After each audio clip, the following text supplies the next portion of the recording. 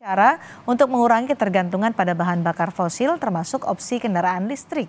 Upaya untuk mengejar target penggunaan kendaraan listrik termasuk pemberian insentif kendaraan listrik. Data dari Kepolisian Republik Indonesia terjadi kenaikan jumlah kendaraan bermotor yang berdampak pada tingkat penggunaan BBM dan polusi. Pada tahun 2020, jumlah motor sekitar 115 juta dan mobil 15,7 juta unit.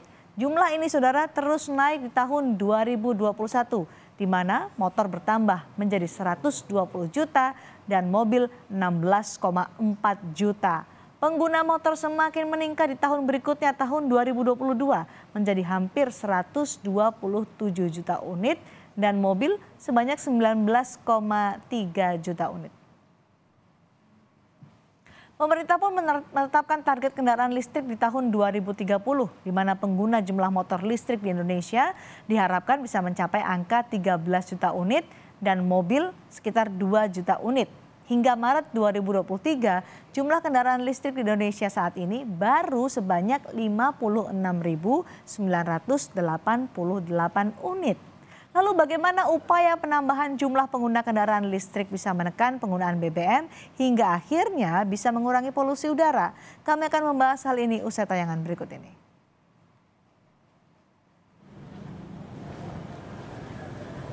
Menteri Koordinator Bidang Kemaritiman dan Investasi Kemenko Marves Luhut Binsar Panjaitan menyebut, pemerintah akan membuat aturan yang mempersulit masyarakat membeli kendaraan yang menggunakan bahan bakar minyak. Luhut mengklaim sebagai salah satu upaya untuk mempercepat peralihan ke kendaraan listrik. Tentu, kita akan memprioritaskan kendaraan listrik karena mobil listrik itu dapat memperbaiki lingkungan, kualitas udara, dan sebagainya. Kita juga secara bertahap akan mempersulit, tanda kutip, mobil-mobil combustion atau BBM. Dengan demikian, air quality kita semakin membaik. Ujar Luhut Binsar Panjaitan seperti dikutip dari kompas.com. Badan Kesehatan Dunia atau WHO menetapkan standar kualitas udara ideal adalah dengan konsentrasi polusi partikel 2,5 mikron atau PM2,5. Saat ini Indonesia menempati urutan 26 dalam tingkat polusi terburuk di dunia dengan indeks 30,4 tepat di bawah Tiongkok. Indonesia jadi negara terburuk kualitas udaranya di Asia Tenggara. Sebagai perbandingan, negara tetangga Singapura berada di urutan 77 dengan indeks polusi 13,3 dan Jepang di urutan 97 dengan indeks 9,1. Pengamat kebijakan publik Rian Nugroho menilai, wacana untuk mempersulit aturan pengadaan kendaraan berbahan bakar BBM agar mendorong pembelian kendaraan listrik terlalu tergesa-gesa. Pengamat menilai, ekosistem kendaraan listrik di Indonesia dinilai belum sepenuhnya siap. Segi bahan baku memang siap ya, kita punya nikel banyak ya. Tapi dari segi produksi kendaraannya kita belum siap. Kedua dari baterai kita juga belum siap. Kemudian dari segi teknologinya juga kita ketahui bahwa teknologi baterai juga belum prima betul. Dan yang keempat adalah memang yang namanya kesiapan masyarakat juga belum. Jadi dari keempat dimensi itu memang kita belum cukup siap dikatakan secara kesiapan kultural.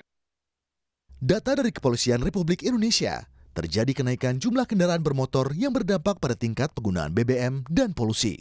Pada 2020, jumlah motor sekitar 115 juta dan mobil 15,7 juta unit. Jumlah ini terus naik di 2021 hingga 2022, pengguna motor semakin meningkat menjadi hampir 127 juta unit. Dan mobil sebanyak 19,3 juta. Pemerintah menetapkan target perpindahan ke kendaraan listrik pada 2030, di mana pengguna jumlah motor listrik di Indonesia diharapkan mencapai angka 13 juta unit, dan mobil sekitar 2 juta unit. Hingga Maret 2023, jumlah pengguna kendaraan listrik di Indonesia saat ini baru sebanyak 56.988 unit. Pemerintah terus mensosialisasikan penggunaan dan pemberian insentif kendaraan listrik agar semakin banyak warga yang beralih ke kendaraan listrik, termasuk juga terus menambah tempat pengisian daya atau charging station bagi mobil dan motor listrik yang sudah ada. Saudara, mengapa Menko Luhut menyebut aturan mempersulit kendaraan pengguna BBM akan membuat masyarakat bisa beralih ke kendaraan listrik? Kita bahas bersama pengamat kebijakan publik Rian Nugroho dan Andrianto Gani, tenaga ahli utama KSP. Selamat malam Pak Andrianto, selamat malam Pak Rian. Malam, Pak Cindy. Malam, Baik, Pak Andrianto, kenapa Menko Luhut menyebut pemerintah akan membuat aturan yang mempersulit pembelian kendaraan pengguna BBM? Alasannya? Oke, baik. Terima kasih Mbak Cindy. Jadi Menko Marinvest kemarin mengatakan mempersulit tanda kutip ya. Itu tentu ada artinya, ada maknanya. Nah, sebelum saya menjawab itu mungkin saya ingin mengatakan begini, kalau dikatakan mempersulit, tentunya ada pihak yang dipersulit ya, Pak ya. Nah, kira-kira siapa mereka begitu? Nah, jadi tentunya ini adalah para produsen ataupun pelaku industri otomotif. Nah, tapi justru hari ini saya membaca tanggapan mereka yang mengatakan akan mendukung langkah-langkah pemerintah dengan pencabutan ini dengan cara mereka menyediakan berbagai model, baik itu mobil listrik penuh ya berbasis baterai maupun mobil yang hybrid. Itu merupakan sebuah langkah yang sangat kita apresiasi karena mereka ternyata memang juga mendukung pemerintah. Mempersulitnya seperti apa sebenarnya Pak Andrianto bentuknya? Oke, baik. Jadi sebenarnya ini kan bukan hal baru ya Mbak Cindy. Jadi ini adalah rangkaian dari berbagai kebijakan yang sudah dikeluarkan pemerintah berdasarkan amanat dari Perpres 55 tahun 2019 tentang percepatan kendaraan motor berbasis listrik ini yang sudah dilakukan oleh pemerintah sejak 3-4 tahun terakhir. Nah, mempersulit di sini tentu saja bisa berarti banyak. Artinya insentif untuk percepatan ini bisa berupa finansial maupun non finansial. Kalau dikatakan mempersulit, bisa jadi itu adalah misalnya insentif non finansial. Misalnya akan ada kawasan-kawasan yang nantinya hanya boleh dilewati oleh kendaraan listrik, atau tempat parkir hanya khusus kendaraan listrik, atau misalnya tarif parkir yang berbeda dan sebagainya. Tentu saja ini mempersulit tanda kutip karena akan mempermudah dan mendorong percepatan penggunaan kendaraan listrik. Nah, ini yang tentunya harus kita dukung dan ini merupakan juga tadi saya katakan amanat dari Perpres 55 tahun 2019. Khususnya itu ada di pasal 16 di mana dikatakan pemerintah itu bisa dan akan mengatur penggunaan kendaraan-kendaraan berbasis fosil berdasarkan kebutuhan. Ya. Pak Andrianto, tadi Anda menyebutkan bahwa ada pihak-pihak yang sudah siap untuk bisa menyediakan kendaraan listrik, jelas karena mereka diuntungkan dalam hal ini. Apakah ini juga dipikirkan oleh pemerintah bahwa ada yang diuntungkan, ada juga masyarakat yang dipersulit? Nah, saya mengatakan tadi teman-teman di industri otomotif itu adalah mereka yang selama ini justru otomotifnya berbasis BBM fosil, Mbak. Kalau yang selama ini kan asumsinya bahwa mereka lah ini yang akan dipersulit, mereka lah yang akan dirugikan. Nah, tapi justru pendapat mereka hari ini yang saya baca ya dari berbagai merek yang mungkin tidak perlu saya sebut namanya, ini justru mendukung. Artinya mereka sudah bersiap untuk beralih ke kendaraan listrik dan mereka bahkan sudah menyediakan model-model kendaraan tertentu yang nantinya akan menjadi andalan mereka. Kira-kira seperti Karena itu. kan nanti akan dibeli juga oleh masyarakat. Ini kan mereka diuntungkan soal itu. Pak Rian, adilkah ini, tepatkah ini untuk mempersulit masyarakat menggunakan mobil BBM tapi ada yang diuntungkan karena beralih ke kendaraan listrik? Oke, jadi di dalam ilmu public policy ada namanya psikologi kebijakan publik. Ya. Jadi Pak Luhut ini menggunakan pendekatan psikologi. Jadi kita tahulah Pak Luhut ini kan Jenderal Kopassus ya. Jadi beliau memulainya bukan dari regulasi tapi dari statement dulu. Jadi saya kira ini gertakan yang luar biasa dari Pak Luhut untuk membuat masyarakat atau minimal gertakan lah gitu. Karena di dalam periode perang kalau digertak selesai lah begitu. Nggak perlu pakai regulasi. Tentunya ada dimensi-dimensi yang itu perlu dipertimbangkan. Karena begini, gagasan untuk membuat udara kita lebih bersih, menggunakan baterai dan sebagainya bagus. Problem kita hanya cara yang kita gunakan itu masih perlu ditingkatkan mutunya. Kenapa? Pendekatan kita untuk meningkatkan kondisi pencapaian kita, pendekatannya hanya baru kalkulatif, belum inspiratif gitu loh. Sekian jumlahnya, kemudian pertimbangan saya ini yang nanti perlu ditingkatkan mutunya karena kita punya banyak ahli public policy tapi nggak pernah didaya gunakan. Jadi nampaknya kebijakan kita tuh miskin, caranya cara kalkulatif saja. Nah, saran saya gunakan dua-duanya. Contoh kebijakan inspiratif. Jadi pertama-tama jangan numbers dulu. Bagaimana menciptakan ekosistem ini? Contoh pertama, kita akan punya volume pengguna kendaraan bermotor, terutama motor. Oh yang untuk diketahui, mau merubah motor biasa jadi motor listrik, itu ide pertama kali itu adalah dari Pak Faisal Basri loh itu. Oke, Pak Faisal Basri kasih kepada Pak Luhut itu tuh. Oke, oke. nah motor aja. Kita punya volume besar itu, kalau saya punya motor listrik, kalau bisa dan harus bisa, itu harus motor nasional. Jadi katakanlah kita nanti punya MOLI lah, motor listrik nasional itu. Kalau Kenapa Anda mendorong itu?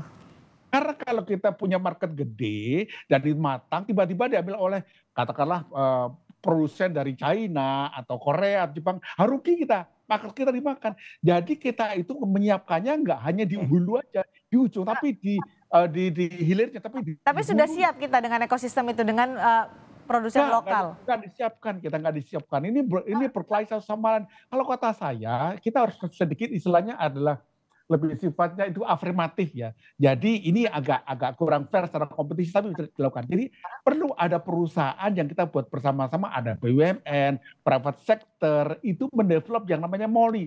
Nggak apa-apa sedikit dikasih monopoli, kalau enggak market kita dipakai yang lain. Oh ini ada yang namanya apa namanya itu Oke, perdagangan bebas, tetapi China pun juga akan lakukan seperti itu. Yang penting caranya. Jadi tidak bisa semata-mata ngejar mobilnya, tapi ekosistem nggak dibangun. Yang kedua, yang harus diinjeksi pertama kali diwajibkan adalah kendaraan untuk public transport. Semua bis itu dijadikan seperti itu. Toh Pak Muldoko kan juga punya perusahaan terkait dengan bis listrik. Toh itu aja digenjot misalnya. Meskipun ya tidak kurang elok sih. Karena ada pejabat pemerintah punya bis itu juga harusnya tidak ada lah kira-kira. Tapi ini hanya himbauan agar nanti yang terjadi sektor hulunya dibenerin dulu sampai kita ke hilir nanti. oke. Ketika pemerintah menggenjot untuk migrasi dari mobil berbahan bakar fosil ke bahan bakar listrik, Pak Andrianto, bagaimana komunikasi pemerintah supaya tidak terkesan ada yang diuntungkan dari migrasi ini? Ya, baik. Secara Jadi ekonomi ya? ini kan sebenarnya percakapannya sudah klasik ya, Mbak Cindy ya. Jadi saya kira kalau mau bicara yang diuntungkan, itu kita banyak sekali contoh-contohnya ya. Bagaimana misalnya abang-abang ojol yang sudah menikmati motor listrik sekarang ini ya, bagaimana mereka bisa berhemat 1 bulan sampai dengan Rp700.000, bagaimana mereka tidak mau isi bensin lagi karena 1 liter bensin Pertalite 10.000 di-compare dengan 1 kWh yang Rp800. Itu jelas masyarakat yang diuntungkan, Pak. Ya, jadi saya mungkin mau menjawab soal kesiapan. Kalau kita bicara kesiapan, itu setiap hari terjadi perubahan ekosistem yang sangat signifikan. Kenapa bisa begitu? Karena ekosistem ini bukan hanya kita yang membangun. Ekosistem ini dibangun oleh global, oleh tingkat Asia. Ya, jadi apa yang kita lakukan saat ini juga dilakukan oleh negara-negara lain. Insentif, apapun itu bentuknya, subsidi, apapun itu bentuknya, kebijakan-kebijakan pemerintah, itu semua juga dilakukan oleh negara-negara lain. Itu juga yang kemudian mendorong percepatan pembangunan ekosistem. Sehingga kita tidak harus mulai dari nol segala sesuatunya. Nah, jadi kalau dikatakan belum siap, tentu kita harus merevisi, jangankan 1 bulan, per minggu saja kita lihat, kita akan Baik. begitu, Mbak Cindy. Baik, oke. Ekosistemnya disiapkan sebelum akhirnya migrasi besar-besaran tadi disebutkan untuk berpindah dari kendaraan berbahan bakar fosil ke bahan bakar listrik. Terima kasih Pak Rian, terima kasih Pak Andrianto Ganis sudah bergabung bersama kami di Sapa Indonesia malam hari ini.